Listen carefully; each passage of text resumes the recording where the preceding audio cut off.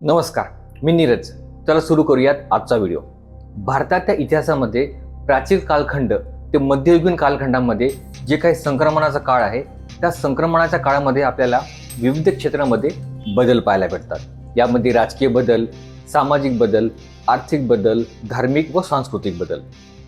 या संक्रमणाच्या काळामध्ये दक्षिण भारतातील चोळ राज्याचे रूपांतर मध्ययुगीन काळामध्ये फार मोठ्या प्रमाणामध्ये पाहायला मिळतो.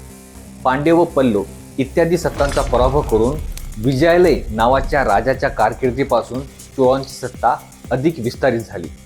हर्षवर्धनाच्या साम्राज्याच्या ऱ्हासानंतर उत्तर भारतामध्ये अनेक छोट्या छोट्या राज्यांचा उदय आपल्याला पाहायला मिळतो. यामध्ये आपल्याला राजस्थानचे चौहान, कनौजचे प्रतिहार, गढवालचे राठोड, बुंदेलखंडाचे चंदेल, माळव्यातील परमार, गोरखपूरचे कलचुरी, त्रिपुरीचे कलचुरी यांना आपण मध्य प्रदेशमध्ये पाहतो.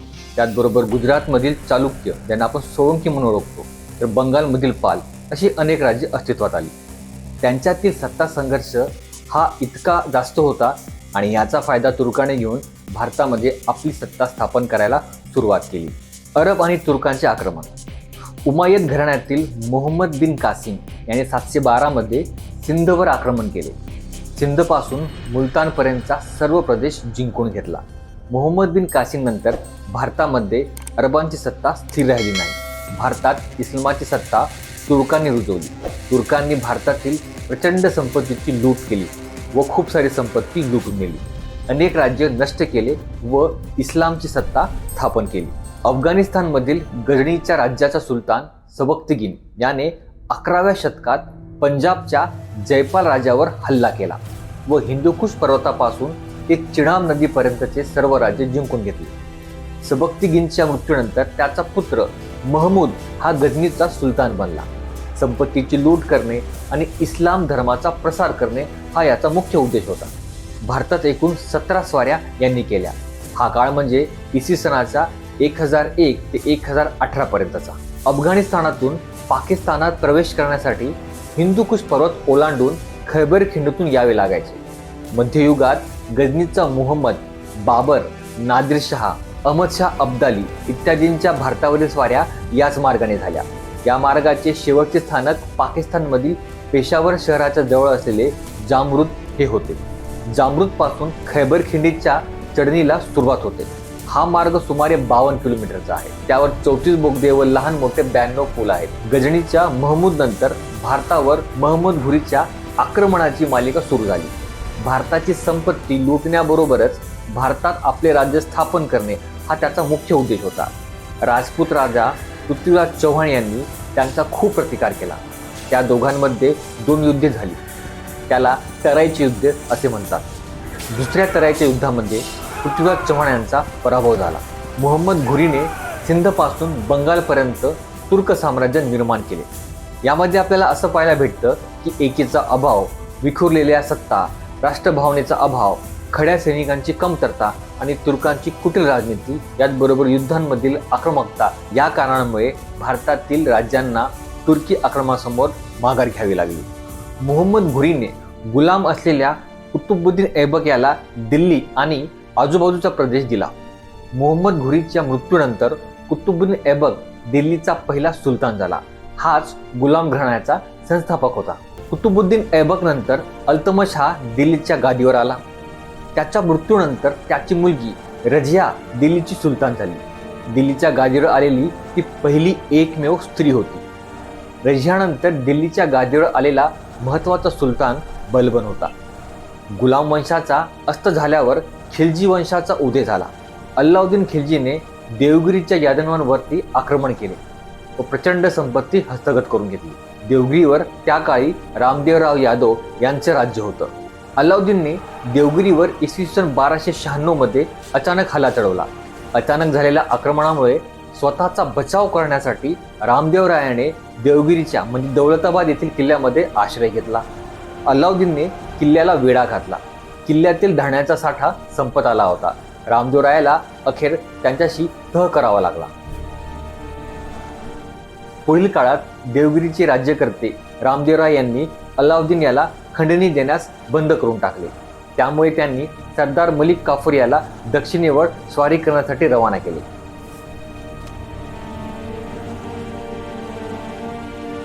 मोठ्या संख्येने कायमस्वरूपी खडे सैन्य उभारणारा अल्लाउद्दीन हा पहिला सुलतान होता. खिल्जीच्या घराण्यानंतर दिल्लीत तुघलक घराण्यांचे राज्य आले. त्या घराण्यातील मुहम्मद बिन तुघलक यांनी राजधानीचे स्थलांतर आणि चलन व्यवस्थेमध्ये बदल केले व ते अपयशी ठरले. तांब्याची नाणी पाडणारा तो पहिला सुलतान होता.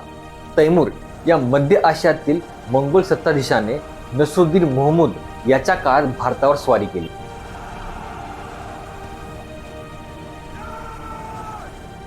आणि तुघलक घराणे संपुष्टात आले. तैमूरच्या दिल्लीमध्ये नसल्यामुळे मुघलांनी स्वारी करून पंजाब जिंकला व ते दिल्लीपर्यंत येऊन पोहोचले.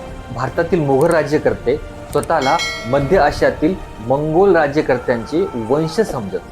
त्यांच्याच काळात दक्षिणेत 2 नवीन राज्ये उदयाला आली. ती म्हणजे विजयनगर आणि बहामनी राज्य. विजयनगरची स्थापना होऊन सुलतानशाहीच्या विरोधात एक प्रबळ राज्य उदयास आले. तुघलकानंतर दिल्लीच्या गादीवर सय्यद घराण्याची सत्ता आली.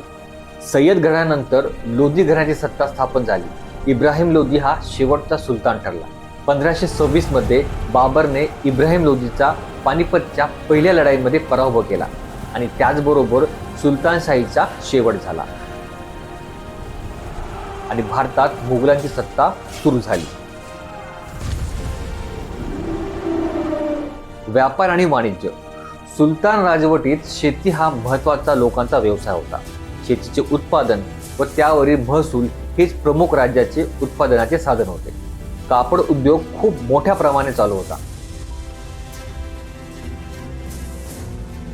दिल्ली, आग्रा, लाहोर, मुलतान, बनारस, पाटणा, खंबायत, बुऱ्हाणपूर, देवगिरी ही त्या काळची कापडांची उद्योगाची प्रमुख केंद्रे होती. सुती कापडाची निर्यात बंगाल व गुजरातमधून मोठ्या प्रमाणात होत असे. त्यात मलमल, तागाचे कापड, सॅटिन व किनखाप म्हणजे जरीचे कापड यांचा समावेश आहे. कापड रंगवण्याचे उद्योग केंद्र हे आपल्याला गोवळकोंडा, अहमदाबाद, ढाका या ठिकाणी पाहायला मिळते.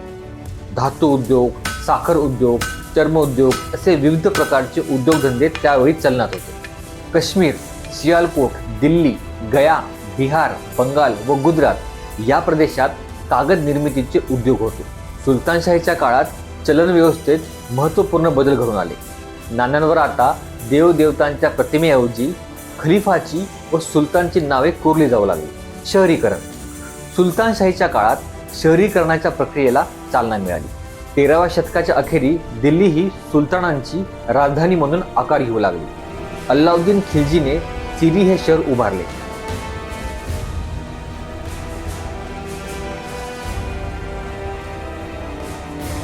तुघलक घराण्यातील सुलतानांनी तुघलकाबाद, जहांपणा आणि फिरोजाबाद ही 3 शहरे वसवली. सय्यद आणि लोधी घराण्यातील सुलतानांनी आग्रा या शहराला आपली राजधानी बनवली.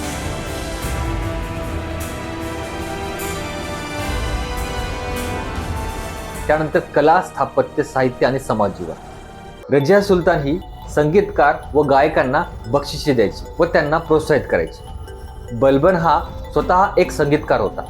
त्याने इराणी संगीत आणि भारतीय संगीत यांच्या संयोगातून अनेक नवीन संगीताची निर्मिती केली होती. बलबनच्या दरबारात अमीर खुसरो, अमीर खास यांसारखे अनेक प्रसिद्ध कवी संगीतकार होऊन गेले. सुफी संतांच्या संगीत कलेच्या विकासामध्ये फार मोठे योगदान आहे. ख्वाजा मोइनुद्दीन चिश्ती यांचे अनुयायी दिल्ली दरबारात रोज संध्याकाळी कव्वाली कार्यक्रम करत असत. कव्वाली हा संगीत प्रकार त्या काळी फार प्रसिद्ध होता.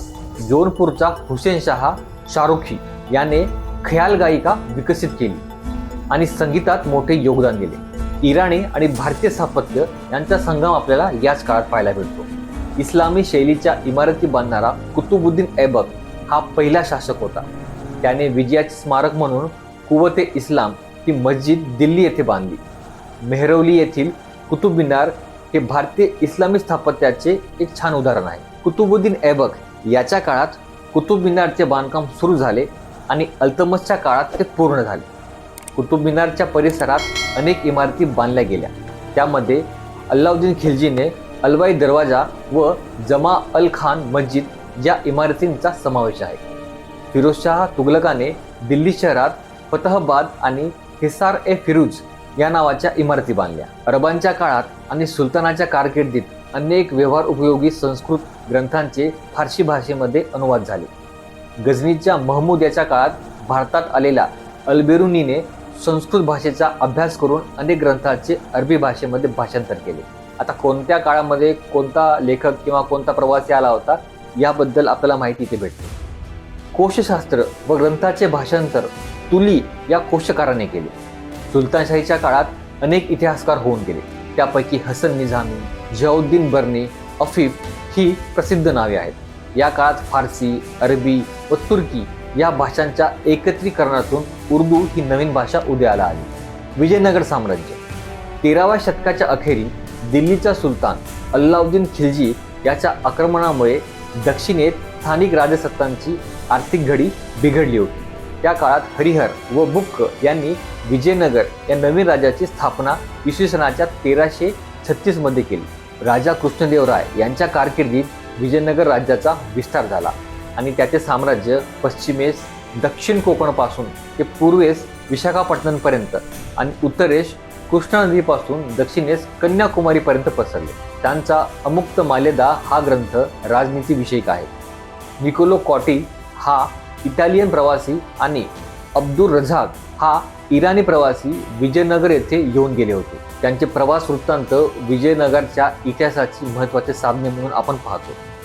बहमनी राज्य इसवी सनाच्या 1347 मध्ये दक्षिणेतील काही सरदारांनी हसन गंगूच्या नेतृत्वाखाली सुलतान महमूद तुघलकाच्या सैन्याविरुद्ध उठाव केला. त्यांनी दौलताबादचा किल्ला जिंकून घेतला होता. हसन गंगूने अल्लाउद्दीन बहमद शाह हा किताब घेऊन बहमनी राज्याची स्थापना केली. गुलबर्गा हे त्याचे राजधानीचे ठिकाण होते. बहमनी सत्तेच्या काळखंडात महमूद गवान या वजीराने त्यांची सत्ता अधिक बळकट केली. त्याने सैनिकांना जहागिरी देण्याऐवजी रोख वेतन दिले आणि जमिनी मोजून शेतसारा निश्चित करण्याचे काम याने केले.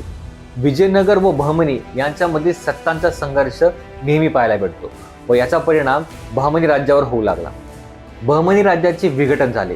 त्यामधून वडाडची इमादशाही, बिदरची बिदरशाही, विजापूरची आदिलशाही, अहमदनगरची निजामशाही व गोलकोंड्याची कुतुबशाही अशी बहमनी राज्याची 5 विभागात विभागणी झाली. बहामनीचे हे 5 विभाग एकत्र येऊन विजयनगरवरती हल्ला केला आणि या हल्ल्यामध्ये विजयनगराचा पूर्णपणे पराभव झाला. विजयनगराचा अस्त झाला. आय होप तुम्हाला हा संक्रमणाचा व्हिडिओ आवडला असेल. इथून पुढचा जो काळ आहे तो मध्ययुगीन भारतातील इतिहासाचा आहे. तर भेटूया पुढच्या व्हिडिओमध्ये. पाहत राहा ही series. Have a nice day.